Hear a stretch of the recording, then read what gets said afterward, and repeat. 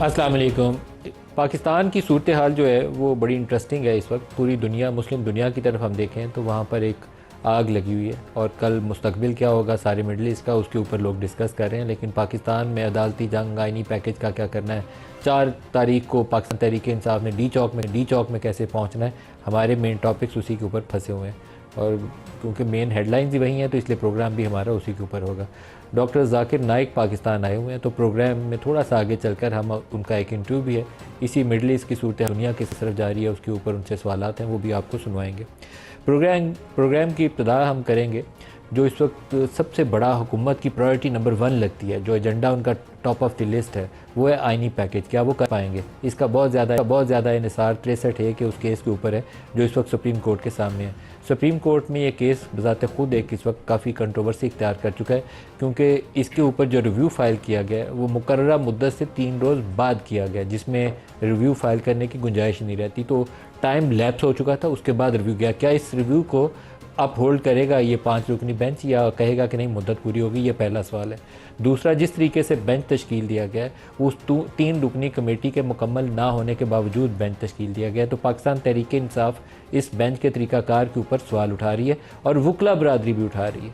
बाज़ वकला ने उसके ऊपर नामुनासिब तरीका भी आज इख्तियार किया, लेकिन बहरहाल ये एक कंट्रोवर्सी मौजूद है। जो भी फ़ैसला हो वो आगे चल के खुश उसलूबी से हल की तरफ नहीं जाएगा।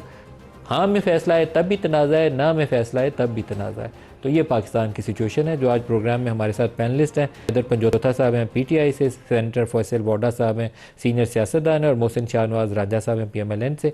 सबको खुशामदीद कहता हूँ। फैसल वोडा साहब, अक्टूबर का महीना काफ़ी मुझे लगता है कि फ़ैसला साज होने वाला है पाकिस्तान में। नवाज़ शरीफ साहब के मतलब खबर चल रही है कि पहले उन्होंने लंदन में जाना था फर्स्ट वीक इलाज के लिए, लेकिन अब वो डिले कर रहे हैं कि दोबारा हुकूमत ने कोशिश करनी है आइनी पैकेज के लिए। क्या हुकूमत ये आइनी पैकेज ले आएगी? 4 अक्टूबर को जब PTI डी चौक पे पहुंच पाएगी, उसके बाद क्या होगा? पकड़ दकड़ होगी, मारा मारी होगी, क्या सूरत बनती नज़र आती है?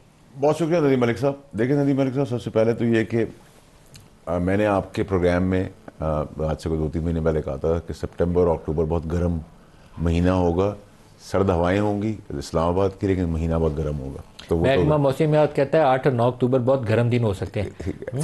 तो मुझे लगता है वाकई गर्म दिन होने वाले हैं। तो एक तो गरम सियासत चल रही है, नंबर 1। नंबर 2 ये कि देखिए, जो मैंने आपको पुराने शोज़ में जो अपनी प्रेडिक्शन, एक्सपेक्टेशन या एनालिसिस दिया है, मैं अभी भी उस पर काम हूँ कि मायूसी PTI को ही होगी। ठीक है, नंबर 1।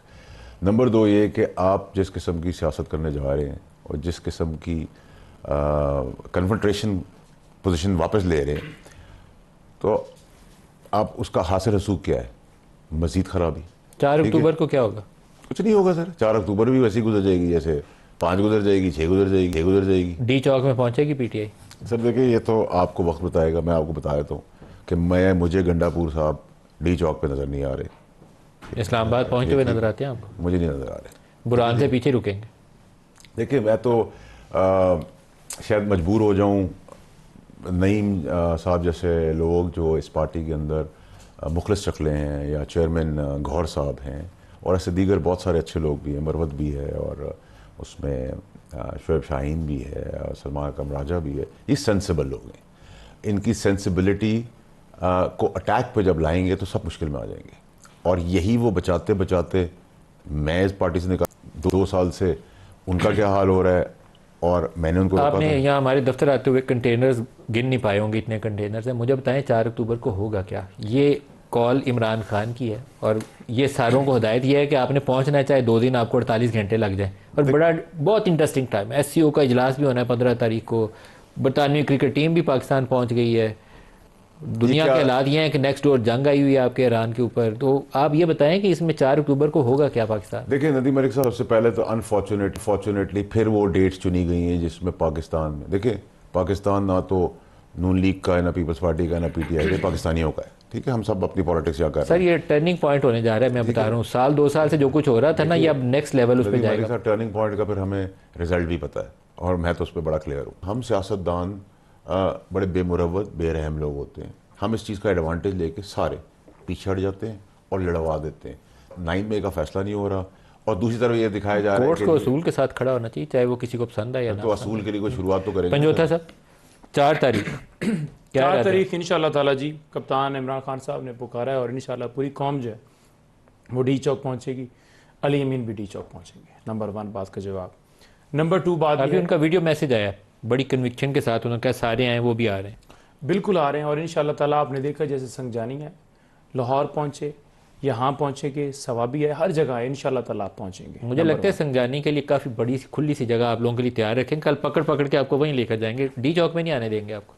देखिए वो जो आप बात कर रहे हैं ना, वो जो सिलसिला है ना, वो तो सिलसिला जब से गवर्नमेंट खान साहब की एक गैरानी तरीके से हटाई गई उस टाइम से शुरू है। अब डी चौक नहीं पहुंच पाएंगे, ये मैं और आपको वो बता रहा हूं। सिलसिला आज भी हमने देखा, मियांवाली में देखा, हमने देखा फैसलाबाद में देखा, हमने भावलपुर में देखा, कंटेनर भी लगाया गया, लोगों के घरों में छापे भी मारे गए, लोगों को गिरफ्तार भी किया गया, लोगों के ऊपर मुकदमात भी बनाए गए, और पूरा दिन शेलिंग भी जारी रही, लाठी चार्ज भी जारी रहा। लेकिन डी चौक यहाँ पर मसला क्या है, डी चौक को आपको किसी ने नहीं आने देना, तो लोगों को क्यों लाठियां डलवाएंगे? वहां बुलवाएं जहां लोगों को आने दें। देखिए गुजारिश ये है कि हमने बड़ा ही एक हमेशा मैसेज दिया, पुरअमन होने का मैसेज दिया, और आपने देखा कि हमारे जितने जलसे हुए किसी में एक गमला नहीं टूटा। हमारे ऊपर शेलिंग हुई, कंटेनर लगाए, सारा कुछ किया, गिरफ्तारियां भी की, लेकिन हमने पुरअमन का मैसेज दिया। हम अब भी पुरअमन एहतजाज की बात करें, हमने इस्लामाबाद के अंदर भी पुरअमन एहतजाज की कॉल दी थी। शेल किसने बरसाए?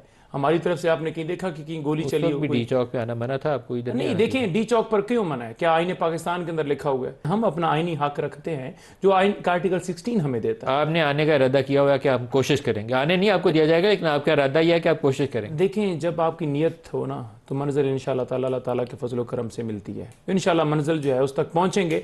ये डी चौक नहीं, ये मंजिल तो आगे है, और इंशाअल्लाह उस मंजिल की तरफ हम बढ़ रहे हैं।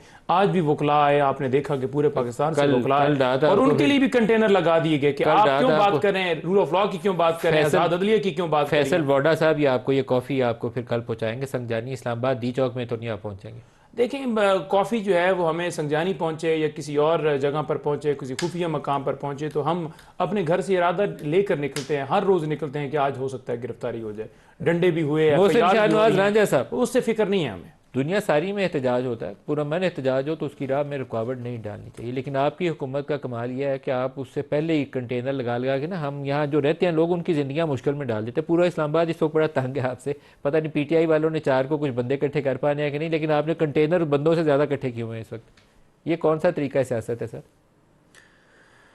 देखिए पहली तो बात यह है नदीम साहब, हमारी ये कोशिश रहती है हमेशा से कि दारुल हुकूमत है पाकिस्तान का, वहाँ पर ये रेड जोन है, और इसके आसपास बहुत ऐसी इमारतें हैं जहाँ पर सिक्योरिटी जो है वो अवलीन तरजीह रही है।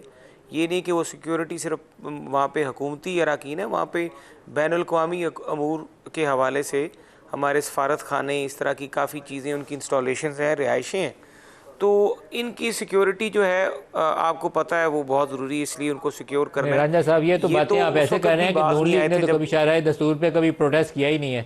अभी बंदयाल साहब के खिलाफ आपकी पूरी पार्टी और आपके जो साथी वहाँ आए हुए थे गालियाँ निकाल रहे थे, इसी शाहराह दस्तूर पे खड़े होकर नारे लगा रहे थे, गालियाँ निकाल रहे थे। सुप्रीम कोर्ट की स्टॉर्मिंग वाला वाक़या नहीं बता रहा मैं, वो बंदयाल साहब के अभी बता रहा हूँ।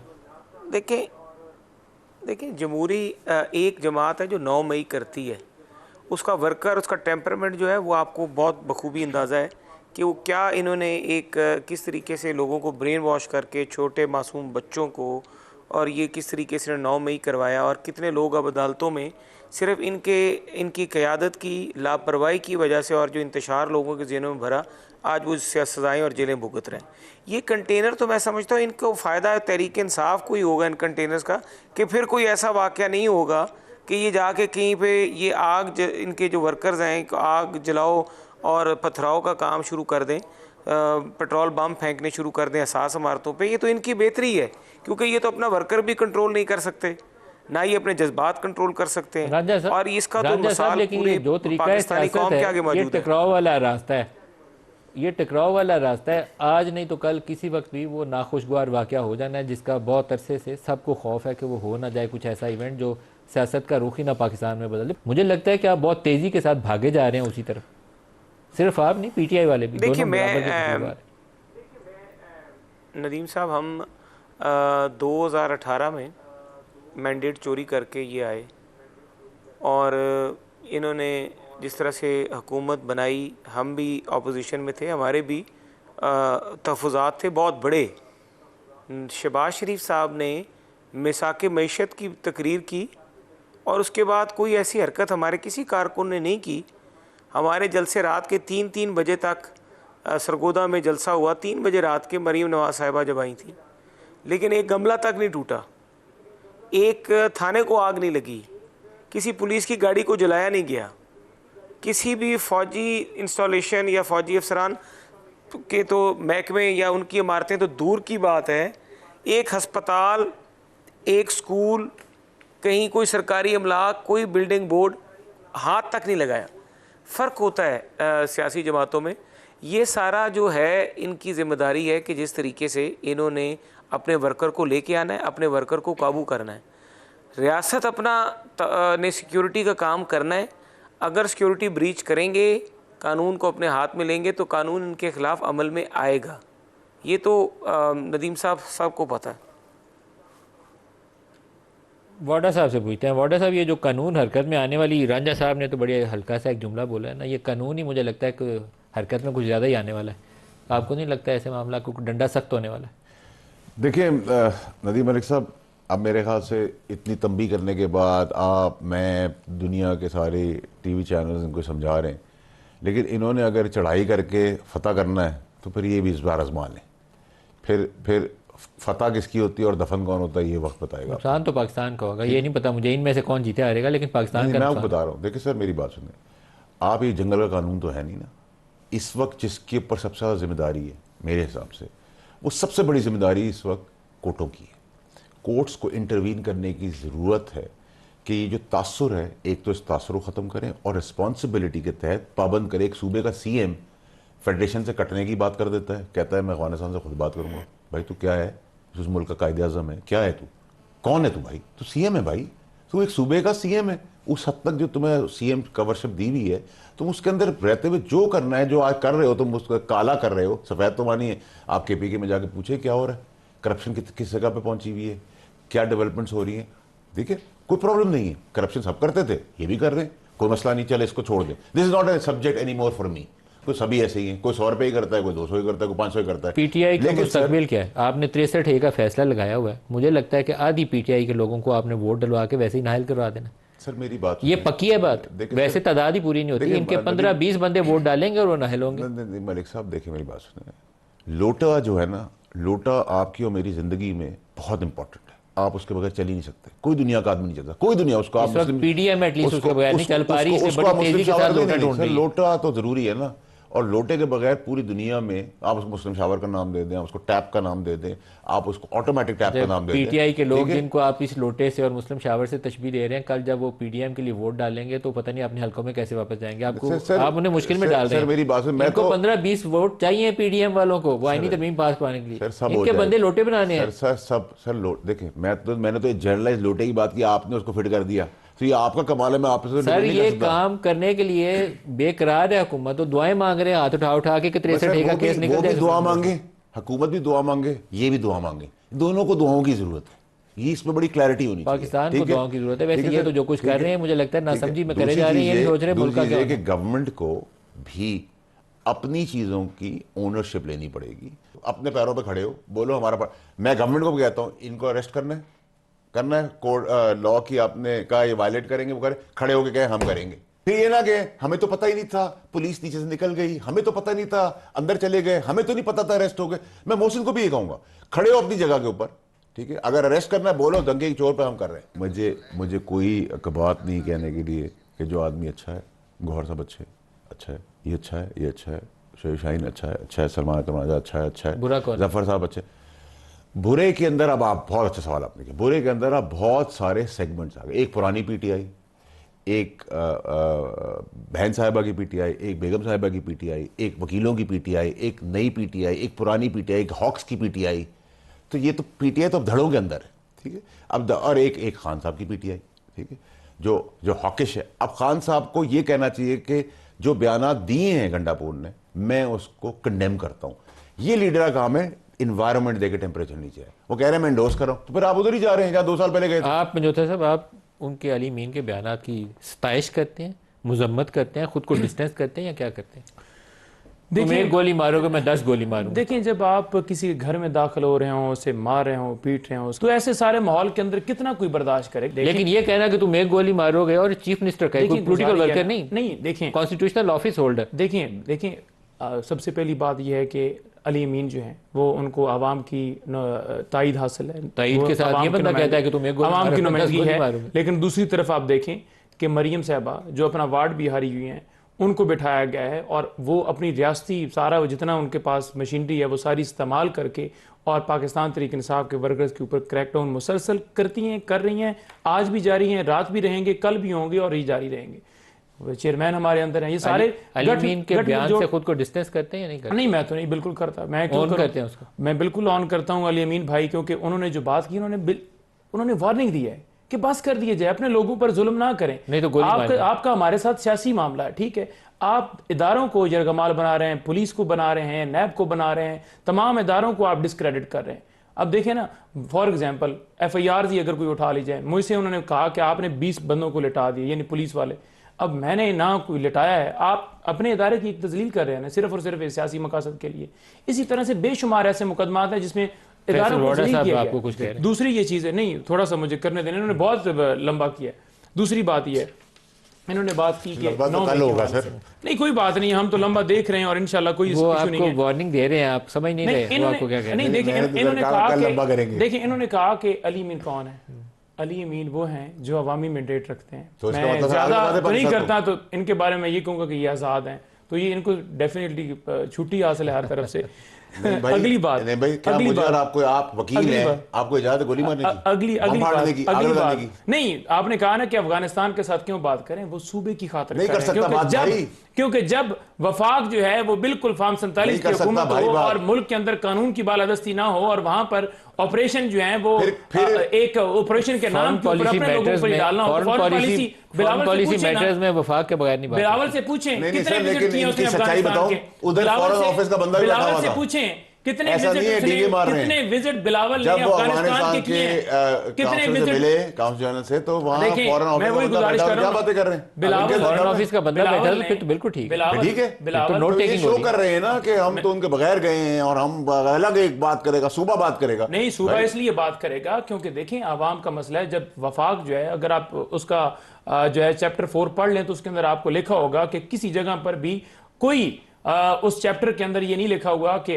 एक मुल्क है दूसरे मुल्क के साथ कोई इस तरह की बातचीत करेगा, बल्कि वहां फॉरेन पॉलिसी मामला है, आप वफाक की मर्जी। मैं वही गुजारिश कर, वफाक जो है वो बिलावल जाए ना, बिलावल क्यों नहीं जा रहा? वो तो पानी आता है, पानी जाती है, उस चक्कर में हारा फॉरेन। देखें बिलावल था, जाएंगे ना, बिलावल था तो वो गया, अब वाला फॉरेन मिनिस्टर गया, क्यों नहीं गया? कहाँ जाए? जब जाकर बात करनी होती है ना, जहां से आप बात कर रहे होते हैं कि हम उधर सर आप कह लें उधर से हमें फूट आएंगे, आप अफगानिस्तान से बात करें, जिधर से आपको मामलात हैं आप उधर बात सर। आपका कौमी तराना हो रहा था, वो वहाँ बैठे रहे हैं, कुछ खुदा का खौफ मेरी गुजारिश सुन लें, कौमी तराना हर बंदे के अपना मजहब है, उसके मुताबिक नहीं किसी के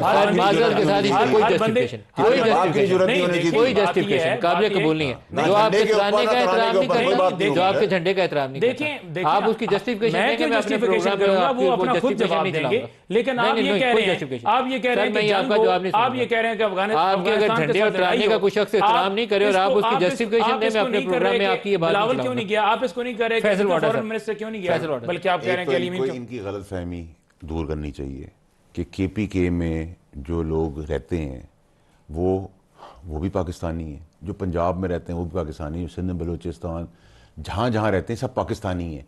ये क्या कोई उनको गोली नहीं मार रहा, ना कोई मार सकता है, ना किसी की जरूरत है, ना किसी का बाप गोली चला सकता है रिप्लाई में, कि गोली चलनी नहीं, आप अपने लोगों पर गोली चलाएंगे। अगर आज पख्तून वहाँ आके बैठेगा तो मेरा का दुश्मन हो, मेरा भाई होगा, वहाँ पंजाबी आके बैठेगा वो भी मेरा भाई होगा, वहाँ सिंधी आके बैठेगा वो भी मेरा भाई होगा। हमारी सियासी मुखालफत है। आप गेम खेल रहे हैं कि आप लैंग्वेज के ऊपर, जबान के ऊपर तसादुम क्रिएट कर रहे हैं, आपको किसी का बाप इजाजत नहीं देता, करके दिखाएं फिर आप आगे का कोई वे फॉरवर्ड अगर देखें तो कहीं पे रोशनी की किरण नजर आती है। आज नवाज शरीफ तकरीर कर रहे थे, उन्होंने बड़ी बातें की, मैं इंतजार करता रहा कि कहीं जाकर आईनी पैकेज का भी जिक्र करेंगे। अभी बहुत ज़्यादा जो तलखी है ना वो आपके आईनी पैकेज ने पैदा कर दी हुई है, तो कहीं जाके जिक्र कर देंगे। नवाज शरीफ सारी बातें करके चुपके से निकल गए, आईनी पैकेज का तज़किरा नहीं किया। देखिए आईनी पैकेज वाली बात जहाँ तक है उसके बीच में बड़ी वाज़ेह बात है कि आईनी पैकेज पे तो शायद मिसाक जमहूरियत का एक आधा ड्राफ्ट ऐसा है जिसमें ये आईनी पैकेज से मुतल्लिका मामलात हैं जिसमें इमरान खान के भी दस्तखत हैं।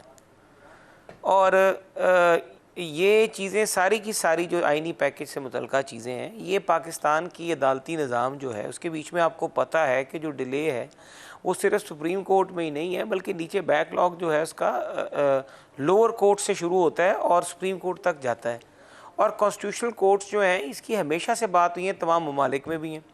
यहाँ पे ये मसला नहीं है, यहाँ पे मसला ये है कि वो एक मखसूस जो मकतबा फ़िक्र है जो हमेशा से एक ही चीज़ चाहता रहा है कि अपना इन्फ्लुएंस और यूज़ करके, और वो एक स्कूल ऑफ थॉट जो है वो फिर वही अदालती फ़ैसले गुड टू सी यू की तरह के जो फ़ैसले हैं, अगर वो वाले फ़ैसले जो हैं वो मिले तो फिर ना शरआए दस्तूर बंद होती है। यहाँ पे एक बंदा अपनी बेटे से तनख्वाह लेने के नाअहल होने वाले फ़ैसले के ख़िलाफ़ कभी यही वकला और ये नहीं गैर आइनी फ़ैसला था उस पर बात नहीं होती। जहाँ पर अपनी सियासत को कोई फैसला फायदा देता है। जवाब दूंगा अभी से, एक ब्रेक ले लें, हमारे साथ रहिए।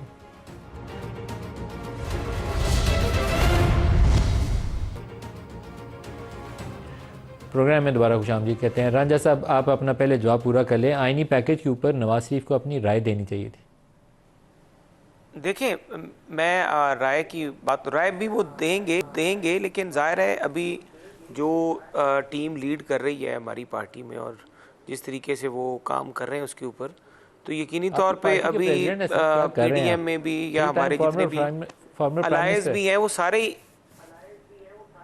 वो सारे ही बात करेंगे। नवाज शरीफ साहब भी एक मखसूस वक्त पे इसके ऊपर ज़रूर बात करेंगे जब वक्त आएगा। अभी तो चीज़ें पाइपलाइन के बीच में, और जो हमारी पार्लियामेंट्री पार्टी है वो सारे मामले को देख रही है, तो जब वक्त होगा तो नवाज शरीफ साहब ज़रूरी बात करेंगे। एक बात मैं ज़रूर करूँगा कि जो आज काजी फायज़ साहब की अदालत में जो सिलसिला हुआ है और एक वकील साहब ने, मैं बतौर वकील ही इस चीज़ को बड़ा इंतहाई एहतराम से सारी बार काउंसिल और सबसे ये मेरा ये बात भी जाएगी कि हमने अगर पाकिस्तान की सुप्रीम कोर्ट का या पाकिस्तान की बाकी अदालतों को हमने वही काम शुरू कर दिया जिस तरह के सेशन जजेस की अदालतों को ताले लगा दी जाते हैं, कभी कभी कोई मसला ख़राब हो जाए, कोई गलतफहमी पैदा हो, अदालती अदाब के मुनाफी हरकतें नहीं होनी चाहिए। यहाँ मैं सपोर्ट करता हूँ, चाहे काजी साहब से जितना भी खिलाफ। एक मिनट का मैं जवाब ले लूँ फैसल बॉडा साहब से, फिर मुझे डॉक्टर जाकिर नाइक उनका इंटरव्यू चलाना है। फैसल बॉडा साहब, आईनी पैकेज के ऊपर भी राय दे दें, फिर जाकिर नाइक साहब का इंटरव्यू दिखाएंगे आप। क्या राय दूँ सर, आप क्या सुनना चाहते हैं? कि पिछले 3 महीने से बता रहा हूँ, मैं तो अपनी जगह पर खड़ा रहता हूँ सर, मैं बदलता दर्जा नहीं हूँ। मिसफायर होता है, एक्सीडेंट होता है, ऊपर होता है, नीचे होता है। आईनी पैकेज का क्या होने वाला है? बस होने वाला है, 3 महीने पहले वो क्या कहा था, पास हो जाएगा। हो जाएगा तो हो जाएगा सर वो अब कल हो जाए, परसों हो जाए, 3 हफ्ते बाद। मैं तो 3 महीने पहले आपको बता चुका हूँ। 26 अक्टूबर से पहले करना है, ये 3 हफ्ते तो सर ये नॉन इशूज़ है। इशू ये होना चाहिए सर कि अदालतें, इस्टेब्लिशमेंट, अवाम और पार्लियामेंटेरियंस एक जगह पर आएँ, पाकिस्तान को बचाएं। इस झगड़े का नुकसान पाकिस्तान को बहुत बुरा होना। अल्लाह पाक इस पार्लिमान सारी को हिदायत दे और इस ग्लोबल सिक्योरिटी सिचुएशन के ऊपर गौर करें। मिडल ईस्ट में क्या हो रहा है, अब ईरान के क्या खतरात दरपेश है। हमारे पास पाकिस्तान फौज खड़ी हुई है, हमें उस खतरे की फिक्र होनी चाहिए। आप सबको होश के नाखून लेने चाहिए, सबको, मेरे समेत। अच्छा, डॉक्टर जाकिर नाइक पाकिस्तान रूफ मजबूरी स्कॉलर हैं। हमने मंडे को पाकिस्तान आए थे तो मंडे को ही उनका एक इंटरव्यू रिकॉर्ड किया, लेकिन कल हमने फाइनेंस मिनिस्टर का इंटरव्यू था तो उसको होल्ड बैक किया है। आज आपको दिखा रहे हैं इंटरव्यू के लिए उनके मोहसिन और मोहसिम अब्बासी हैं वो भी, और हिशाम ज़हीर इलाही हैं वो भी, बड़ी एक्टिवली उनकी वो एक्टिविटीज़ वगैरह प्लान कर रहे हैं। हमारा जो इंटरव्यू है वो ज़्यादा इसी सिचुएशन से रिलेट करता है। डॉक्टर जाकिर नाइक का इंटरव्यू दिखाते हैं आपको, दिखाएगा। डॉक्टर साहब, पहला सवाल जो है वो मेरे अपने दिल के बहुत करीब है, समझना भी चाहता हूँ उस मामले में, और आपसे भी चाहता हूँ कि उसके ऊपर आप थोड़ी रोशनी डालें, कि उसको अंडरस्टैंड करने में फॉर एन ऑर्डिनरी मुस्लिम थोड़ा आसान हो जाए। एंड ऑफ टाइम, अब दुनिया के हालात देखें, अमेरिका उसके अंदर तबाही है, यूरोप देखें तो इन्फ्लेशन है, महंगाई है, बेरोज़गारी है, मिडल ईस्ट देखें तो पहले फ़लस्तीन या गज़ा की सूरत हाल थी, अब बैरूत में देखें तो वहाँ सूरत हाल है, साउथ एशिया में आ जाएँ तो कहीं सैलाब से तबाही है, कहीं वायरस ने तबाही मचाई हुई है। Are we heading towards the end of time? अल्हम्दुलिल्लाह वस्सलातु वस्सलामु रसूलिल्लाह व अला आलिहि व सहाबिहि अजमईन, अम्मा बाद, रब्बि इश्रह ली सदरी व यस्सिर ली अमरी वहलुल उक़दतम मिन लिसानी यफ़क़हू क़ौली। ये आपका सवाल है कि are we ending towards the end of time, और इस्लामी नुक्ते नज़रिए से कई हदीसें हैं और उसको कहते हैं the science of the end of the world, और क्या कहते हैं आखिरत के अलामत, द साइंस। और इस साइंस को दो पार्ट में डिवाइड किया कि minor science and major science. जो साइंस जो माइनर है और जो मेजर है। As far as the minor science are concern, कुरान और हदीस की रोशनी में कई है, तो कुछ स्कॉलर्स ने उससे कंबाइन किया, कुछ डिवाइड किया है। मैं इसके ऊपर मेरे फेसबुक पे कहा, मैंने मेंशन किया 87 माइनर साइंस। कुछ कहते हैं 60, कुछ कहते हैं 100, लेकिन इसमें सेम है। कुछ लोग को दो कंबाइन करके एक हो जाते, कुछ को एक साइंस जिसमें 3 पार्ट है उसको 3 में डिवाइड करते। तो फिगर इज नॉट इम्पॉर्टेंट, लेकिन कई माइनर साइंस है। तो मैंने मेरे फेसबुक पे उसके माइनर साइंस को 87 मैंने कराया, और all these are mention in सही हदीस एंड कुरान। कुछ जो ज़ईफ़ हदीस के तो निकाला। तो इसके अंदर से अक्सर साइंस में से कुछ से 60% से ज़्यादा आ चुके हो, और 2/3 of the science have already come. One of the earliest science है अल्लाह के रसूल, जो मेरे आखिरी रसूल मोहम्मद सल्लल्लाहु अलैहि वसल्लम, उनकी पैदाइश। That is one of the earliest science of the end of science, क्योंकि आखिरी नबी है तो वो भी एक साइन है, और कई साइन है। और जो मेजर साइंस है उसमें 10 है, और वो सीक्वेंस में आएंगे, और इसमें कोई इख्तिलाफ नहीं है। 10 साइन। और वो 10 कौन कौन से? वो पहले माइनर साइन में से कई है, उसमें से end of the minor sign में मेहदी अस्सलाम में मेजर साइन में नहीं आते। और जो मेजर साइन है उसके अंदर कमिंग ऑफ ईसा अलैहिस्सलाम है। बाद में उसके अंदर लाइन स्लाइड, 3 लाइन स्लाइड थे, वन आफ्टर द अदर। और फिर उसके अंदर ये भी है कि ईसा अलैहिस्सलाम कमिंग ऑफ गॉग एंड मैगॉग, यजूज और माजूज, उनका ना ऑर्डर से नहीं कह रहा हूँ मैं, जब आप जैसे तो यजूज और माजूज का आना। और उसके बाद ईसा अलैहिस्सलाम will kill the Dajjal, coming of Dajjal है। तो ईसा अलैहिस्सलाम है, दज्जाल है, याजूज माजूज है, 3 लाइन साइड थे, वो 3 हो गए। और फिर the sun will rise from the west, then there will be a sweet wind that will kill all the others. No, sorry, वो पहले, उसके पहले। And then this is just before the end of the world, is the sun will rise from the west. तो इस तरीके से 10 अलामत है। तो लेकिन माइनर साइंस तो आपने कहा 2/3 तकरीबन 2/3 से ज़्यादा हो चुके हैं। जी हाँ, 2/3 से ज़्यादा। तो अभी मेजर साइंस की तरफ हम नहीं प्रेडिक्ट कर सकते हैं। जब माइनर साइंस कंप्लीट हो जाएंगे 100% कंप्लीट है। मेहदी सलाम एंड में, तो मेहदी सलाम is towards and of the minor science. लेकिन मेहदी अलैहिस्सलाम के ज़हूर के मुतल्लिक़ अभी कुछ कहना बहुत कबल इस वक्त है जी। हम कुछ कह नहीं सकते कि वो कब जी नहीं, अभी तक तो देयर इज, वो तो कई लोग ने कहा कि वही सलाम है, लेकिन वो सब गलत है। तो लेकिन ये जो दुनिया के हालात हैं, ये किस तरफ क्या इशारा कर रहे हैं, हम किस तरफ को जा रहे हैं? आप फ़लस्तीन या जो इस वक्त लेबनान की सूरत हाल है उसको देख लें, इवन साउथ एशिया में आ जाए तो जो सूरत हाल है बहुत ज़्यादा मुसलमानों के लिए अच्छी सूरत हाल नहीं है। तो ये हमारी क्या निशानदेही करता है, हम किस तरफ बढ़ रहे हैं? ये जितने अल्लाह के रसूल एक फरमाते हैं हदीस के अंदर, एक वक्त आएगा जो सब लोग मुसलमान पे टूट पड़ेंगे। तो साहबा पूछते हैं कि उस वक्त जब मुसलमान कम होंगे तादाद में, तो अल्लाह के रसूल दिन है मुसलमान बहुत तादाद में रहेंगे, छाक की तरह, will be like froth, but they will love the दुनिया and the world more and will fear death. यानी वो माल और दुनिया से मोहब्बत करेंगे और मौत से डरेंगे, कहान जो कहते हैं। तो ये हाल है मुसलमान का। आज मुसलमान तादाद में मोर देन 25% है, और फॉलोइंग में तो नंबर 1 है in the world. There is no religion followed as much as by the Muslims. Christian in तादाद कहने के लिए, but most of them are atheist, they don't believe Jesus, in Jesus and all. So तादाद में मुसलमान ज़्यादा है। माल के अंदर तो मुसलमान are rich, we have got the black gold, but yet we feel, आप देख रहे हैं कि मुसलमान सब जगह पीटे जा रहे और कुछ नहीं कर रहे हम, because there is no unity among the Muslim उम्मा। अगर मुस्लिम उम्मा यूनाइट हुए और कुरान और हदीस पे अमल करेंगे तो इंशाल्लाह will be on top of the world. Sir लेकिन मैं फ़लस्तीन में देखूँ अगर डॉक्टर साहब, तो फ़लस्तीन में मुसलमान अपनी जान कुर्बान कर रहा है, शहादत दे रहा है, तो वो मौत का खौफ तो उसे नहीं है। वो जो टैंकों के आगे बच्चे खड़े हो जाते हैं, उसको मौत का खौफ नहीं है। बेरूत के अंदर जो कुछ हमने देखा है वहाँ मौत का खौफ नहीं है। कश्मीर के अंदर वो जो बच्चा खड़ा होता है उसको खौफ नहीं है। तो लेकिन वहाँ अमन नहीं है। अमन क्यों नहीं? अमन उनके दिल में है। एक होता है एक्सटर्नल अमन, एक होता है इंटरनल अमन। आई फील इंटरनल अमन they more than us. Internal अमन मतलब एक औरत का अपना खुद का बेटा शहीद हो रहा है और वो अल्लाह से दरख्वास्त करते आप 10 बेटे दो, वो भी आपके राह में कुर्बान हुए, वो तो हाइट ऑफ अमन है क्या नहीं। और जो उनको तो दर्जा मिल जाए आखिरत में, आप और हमको क्या मिल रहा है। मैं तो हर रोज़ दुआ करता हूँ, हर रोज़ दुआ करता हूँ, या अल्लाह मेरे माल और मेरी जान तेरे राह में कुर्बान हो जाए, हर रोज़। तो सच्चा मुसलमान मौत से डरता है, वो सच्चे मुसलमान है। तो हम ये देख रहे हैं कि अल्लाह ताला जो गाज़ा में हो रहा है वो testing all the human beings in the world, सारे इंसानों का टेस्ट है। और जो पास हो रहे वो गाज़ा के लोग, हम फेल हो रहे। अल्लाह ताला ये देखना चाहता आप क्या कर रहे गाज़ा के लिए, मैं क्या कर रहा हूँ गाज़ा के लिए, मैं कर रहा हूँ क्या नहीं, आप समझे, आप कर रहे क्या नहीं। तो अल्लाह ताला उनका रोल मेरे नज़दीक वो 95% सब पास होने वाले और हाई नंबर्स से, हम 95-99% लोग फेल होने वाले, आप समझिए ना। सर मुसलमान दुनिया जो है डॉक्टर साहब, ओवरऑल थोड़ा सा मैं आपसे अगर कॉन्टेक्स्ट लूँ, फेलियर नहीं है लीडरशिप का मुस्लिम वर्ल्ड का।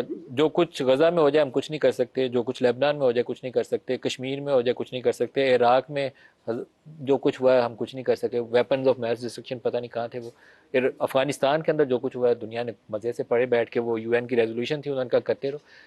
नो सोल्यूशन मुस्लिम वर्ल्ड के पास तो हाल ही कोई नहीं है। सोल्यूशन हमारे पास है, हम उस पर अमल नहीं कर रहे। सोल्यूशन है हमारे पास, हम अमल नहीं कर रहे। और एक चीज़ है कि we should follow Islam as a whole, not partly. तो हर इंसान, हर मुसलमान समझता है मैं इस्लाम को मुकम्मल फॉलो कर रहा हूँ, आप समझे ना। ये मुसलमान की गलत फहमी है। मैं समझता हूँ मैं कर रहा हूँ, आप समझते आप कर रहे। तो अगर फॉलो कर रहे हैं क्या नहीं, वो देखना चाहिए अल्लाह के रसूल की सीरत और कुरान हदीस की रोशनी में। हर मुसलमान अपने हिसाब से अगर पूछेंगे ना, वो समझता मैं 95% तो फॉलो करता हूँ, कर रहा है ना सिर्फ 5%, आप समझे ना। तो जो आदमी अगर गाज़ा के लिए बात करेगी बाकी चीज़ फॉलो, नमाज में पढ़े क्या फ़ायदा, आप समझे ना। तो देयर इज़ अ लेवल। तो आज की जो हालत है मुसलमान की, वो हालत है क्योंकि हम कुरान और हदीस से दूर हैं। कुरान की आयत ये भी है, सूरह इमरान सूरा नंबर 3 आयत नंबर 54 में, मकरू मकर वल्लाहु खैरुल माकिरीन। दे प्लान एंड प्लॉटेड, कुफ़ार लोग ने प्लानिंग की और प्लॉट की, अल्लाह ने भी प्लानिंग की, Allah is the best of planner. अगर ये 7 अक्टूबर को जंग शुरू हुई, जिस दिन इसराइल लोग ने अगर कत्ल करना शुरू किए, अल्लाह ताला चाहता तो फ़लस्तीन को एक दिन में जिता सकता था कि नहीं। आज मुझे पूछेंगे कौन सा बेहतर है, एक दिन में जिताना कि 1 साल के बाद ये हालत है, ये बेटर है। डॉक्टर साहब लेकिन जो ये तबाही का रास्ता है मुसलमानों के लिए, हम तालीम में पीछे रह गए। आपको अभी ये जो लेबनान के अंदर या हिजबुल्लाह के ऊपर जो ब्लास्ट हुए हैं, डिवाइसेस कौन सी यूज़ कर रहे थे, वो जो इजरायली कंपनीज ने बनाई हुई हैं या उन्हीं मुल्कों के सप्लायर्स जो है उनको मुहैया कर रहे हैं, वो ब्लास्ट हुए हैं, उनके लोग भी मारे गए। टेक्नोलॉजी के लिए हम उधर देखते हैं, जंग लड़ने के लिए हथियार उधर से देखते हैं, आपको जहाज़ चाहिए बमबारी करने के लिए जहाज़ उनसे आप खरीदते हैं। तो हम खुद मुस्लिम दुनिया क्या कर रहे हैं, हमने या दीन को फॉलो नहीं किया तो या हम जहालत का शिकार हो गए, कुछ हमने गलत काम किया। नहीं किया। देखो दीन को फॉलो करने के लिए हर आदमी सिलेक्टिवली फॉलो कर रहे हैं, हर मुसलमान सिलेक्टिवली फॉलो कर रहे हैं, दीन को मुकम्मल बहुत कम लोग फॉलो कर रहे हैं, आप समझिए ना। और हर आदमी समझता है कि मैं कर रहा हूँ, अनफॉर्चुनेटली। अगर दीन को पूरा फॉलो करना चाहिए, सब करना चाहिए, भाई नमाज भी पढ़ना चाहिए, पहले पिलर्स आते हैं, अपने दिल में तौहीद होना चाहिए। अगर दिल में तौहीद ने नमाज ने फॉलो करा, बोलते कि मैं फ़लस्तीन के लिए तकरीर है, क्या फ़ायदा, आप समझे ना। जिस तरीके अल्लाह के रसूल ने कहा कि ये अलाउड है, इस्लाम में ये अलाउड नहीं है, ये करना चाहिए, ये नहीं करना चाहिए, उसमें कई तफसील है। तो हम देखते हैं कि मुसलमान कुछ चीज़ सेलेक्ट कर ले। अभी जो आदमी बात कर रहे हैं फ़लस्तीन को, वो बाकी चीज़ फॉलो कर रहा है क्या। अभी वो फ़लस्तीन जा नहीं सकता, बोलते मैं जान देने को तैयार हूँ, नमाज़ पढ़ने 5 टाइम मस्जिद में जा रहे हैं, जान देने को तैयार है। तो it is a hypocrisy according to me, आप समझिए ना। तो आप देखेंगे अगर आप अगर मुकम्मल तौर पे फॉलो करेंगे दीन को, आप हमेशा खुश रहेंगे। There is no chance of you being sad at all. Doctor साहब लेकिन जो मुस्लिम दुनिया टेक्नोलॉजी के मैदान में पीछे है, अब मेडिकल साइंस में जितनी नई इन्वेंशन है वो उधर से आ रही है, अद्वियात नहीं बन रही है उधर से आ रही है, वायरस के लिए वैक्सीन बन रही है। ये बोलना कि टेक्नोलॉजी में पीछे है, मैं ये मानने को तैयार नहीं हूँ। यस, हम और आगे हो सकते हैं। अगर आप देखेंगे 8वीं सदी में, 7वीं 8वीं सदी में Muslim on top of the world, बराबर। खराबी कहाँ से शुरू हुई? खराबी शुरू हुई, हम अपने कुरान और हदीस से दूर जाने लगे। जब साहबा थे, ताबाइन थे, तब ताबाइन थे, हम दुनिया पे टॉप पे थे, आप समझे ना। हम जब कुरान और हदीस को दूर करने लगे तो यह हो रहा है हमारा। आज हमारे पास पैसा है, ब्लैक गोल्ड है क्या नहीं, सबसे रिचेस्ट लोग मुसलमान हैं, नॉन मुस्लिम। वो फोर्ब्स की लिस्ट के ऊपर जाओ मत आप, वो पूरी फिक्टिशियस है, Muslims are much richer. The problem is that we are not following Quran and Sunnah. आज की जो मुसलमान की हालत है वो हदीस में की गई है। तो मेरे नज़दीक मैं कहूँगा ये अल्लाह का प्लान है। क्यों मैं कहता हूँ कि दे आर बेटर ऑफ? क्योंकि आज की तारीख में इतने साल 75 ईयर्स हो चुके, बहुत से गैर मुसलमान को ये लगता था कि फ़लस्तीन गलत है। 90% लोग को, गैर मुस्लिम की बात कर रहा हूँ मैं, और 10% शायद कहते थे पर फ़लस्तीन सही है। 90% कहती थी इजराइल सही है। अगर एक दिन में फ़लस्तीन जीत जाती थी, इन लोग कंटिन्यू होते थे अपने ख्यालात पे। आज ये हिस्ट्री में पहली बार है कि genocide is being live telecast. बहुत से जेनोसाइड पहले हुए, हिटलर ने भी किया, लेकिन वो सब जेनोसाइड के बारे में हमको फोटोग्राफ मिलते, सबूत मिलता है कई साल बाद, कई महीने बाद, कई हफ्ते बाद। ये दुनिया का सबसे पहला जेनोसाइड है जिसमें लाइव टेलीकास्ट हो रहा है। तो बहुत से गैर मुसलमान ये सोचते हैं ये कैसे लोग हैं फ़लस्तीन के लोग, उनके बच्चे का कत्ल हो रहा है और वो अल्हम्दुलिल्लाह कह रहे। हमारे लिए इबरत, हमारे लिए एक लेसन है। हम कुरान की आयत पढ़ते हैं, हदीस पढ़ते हैं, साहबा का ईमान क्या है आज तो नज़र नहीं आता है। वो देखते हैं कि वो माँ का बेटा शहीद हो रहा है, वो बोलते 10 बेटे तो मैं शहीद कर लूँगी। तो क्या ईमान है उनका? तो हमें पता चलता है कि हदीस के बारे में साहबा का ईमान क्या था। तो हम जो फ़लस्तीन में हो रहा है वो हमारे लिए एक मिसाल है मुसलमान के लिए। गैर मुसलमान सोचते ये कैसा मज़हब है, ये कैसा दीन है, जो लोग कंप्लेन नहीं कर रहे। तो ये एक दावती मैदान का सही मिसाल है जहाँ तक कि उनका सब होते हैं। अल्लाह ताला फरमाते हैं सूरह मुल्क में सूरा नंबर 67 आयत नंबर 2 में, अल्लज़ी खलक़ल मौत वल हयात, अल्लाह ने मौत और ज़िंदगी को पैदा किया है ये जानने के लिए कौन इंसान सबसे बेहतरीन है। तो ये ज़िंदगी एक टेस्ट है। मुसलमान इस दहशतगर्दी से निपटें कैसे? कुरान और हदीस पे कैसे बताइए, क्या करें? कुरान पढ़े, कुरान पे अमल करें। कुरान वो भी पढ़ हदीस पे रहा है अमल जो करना। वाक़े कर रहा है, वो भी कुरान पढ़ रहा होता है। वही तो कह रहा हूँ ना, अगर सही तरीके से पढ़ेंगे, कुरान पे पढ़ेंगे, अमल करेंगे। और मैं कह चुका हूँ हर मुसलमान समझता है कि मैं अमल कर रहा हूँ 95%।